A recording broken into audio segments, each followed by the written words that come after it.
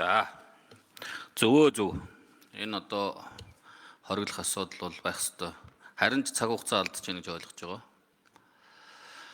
Өнөөдөр Монгол улсад хоёр зүйл хориглолчмоор байгаа. Нэг нь энэ цахим мөрөөдтэй тоглоом, нэг нь одоо энэ электрон тамхи хоёрын асуудал. Ямар ч зохицуултгүй, татвар төлдөггүй ийм хоёр асуудал байгаа. Тэгээ нэг асуудал нь өнөөдөр орж ирж байгаа шиг байна. Гэхдээ логикийн алдаа байна гэж харж байна. Учир нь түрүүнд хоёр ч гишүүн хэллээ. Зөвшөөрлийн хууль бол тухайн зөвшөөрөл болох асуудлыг л хуульчилдаг харилцааг л хуульчилдаг хууль. Гэтэл одоо зөвшөөрөл олгох асуудал биш, хориглосон асуудлыг зөвшөөрлийн хуулинд оруулж ирнэ гэдэг чинь өөрөө логикийн алдаатай байна. Тийм учраас би бол одоо учрал сайдыг энэ бие даасан анхдагч хуулиар гэдэг юм уу, хязгаарлалт хориглолтын хууль гэдэг юм уу, ийм бие даасан хуулиар энэ асуудлыг зохицуулах болцоо боломж байдгүй мүү? Зөвшөөрлийн хуулиар чинь энэ одоогийн мөрдөж байгаа хуулинд энэ асуудал огт өгүүлбэр байхгүй шүү дээ. Зөвшөөрөл олгодоогүй ээжээж олгодоогүй байхад хориглоно гэдэг чинь өөрөө логик алдаа байхгүй. Ямар нэг одоо зөвшөөрлийг өгцсөний дараа түн энэ болохгүй юм байна гэдээ эргүүлээд хориглох асуудал байж болно. Гэтэл энэ үг өгүүлбэр байхгүй энэ хуулинд хориглосон заалт оруулж ирж байгаа нь өөрөө энэ логикийн алдаатай байна шүү дээ. Тэгэхээр энэ чинь өөрөө цаашдаа технологи яаж ч хөгжих үгүйсгүй. Энийн дараа ахаад л нэг технологийн өөрчлөлт гараад ахаад юм гараад ирнэ. Тэгэхээр энэ болгон зөвшөөрлийн хуулиндаа оруулж ирсэнд орвол ер нь цаашдаа хориглолт хязгаарлалтын энэ бие даасан анхдагч хууль байх болцоо боломж бас байхгүй мүү? Энийг одоо ярилцсан уу танай ажлын хэсэг? Энийг нэг хэлж өгөөч. Учир сайдаа.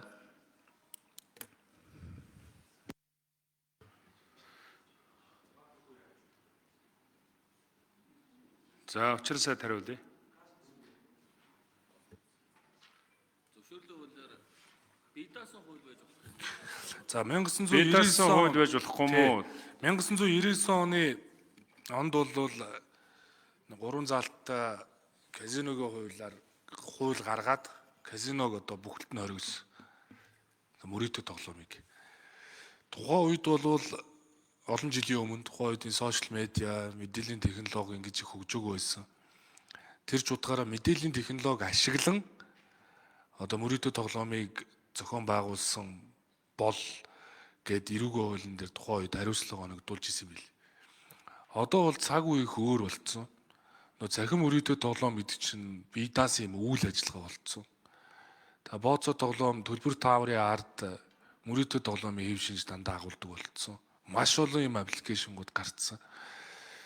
Тэгээ санхүүгийн салбарч гэсэн их том өөрчлөлт орснороо төлбөр мөнгө гүйлгээнүүдийг банкар дамжихгүйгээр криптовалютаар шууд хоорондоо шилжүүлдэг болцсон. Үүний цаана дандаа мөнгө угаахын юм шинж агуулгаддаг.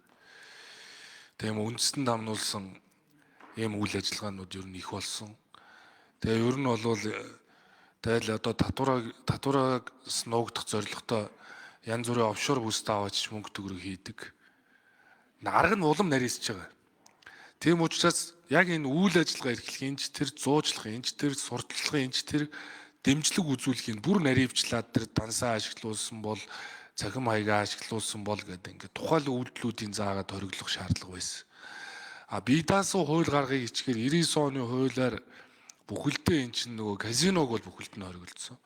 Тэгээ зарим тохиолдолд бол нөгөө мөнгө угаах залингийн хэв шинж байвал хуулийн байгууллага бол татаад ингээд шалгах юм шүү. Тэгэхдээ эн чинь нөгөө яг өнөөдрийн энэ сошиал дээр яваад байгаа энэ янз бүрийн аппликейшн энэ төр дээр бол шууд тэр заалтаар ингээд үйл ажиллагаа зогсооход маш их бэрхшээлтэй үйлдэлүүд нь тодорхойгүй биш учраас дээрэс нь зөвшөөрлийн хуулийг харсан чинь зөвшөөрлийн хуулийн дээр төлбөр таавар бооцоо тоглоомыг зөвшөөрөөд түүнийг нь хууль зүйн сайд олгоно гэдэг хуульчилсан. Түүнийг нь аваад бие даасан хууль гаргаад ингээд явъя гэхээр зөвшөөрлийн хуулийн дээр байгаа тэр зөвшөөрлүүдийг аваад заавал хориглох заалтыг хийхгүй болохоор түүнийг авснараа зөвшөөрлийн хуулийн дээр нөгөө зөвшөөрөл заагдаагүй л бол зөвшөөрөгдөнө гэдэг концепц нь үйлчлээ явуучих юм бол яг тухайлан тэр төлбөр таавар бооцоо тоглоом нь энэ нэг хуулийн цоорхоогоос гараад ингээд алга болчих юм эрсдэлтэй байсан.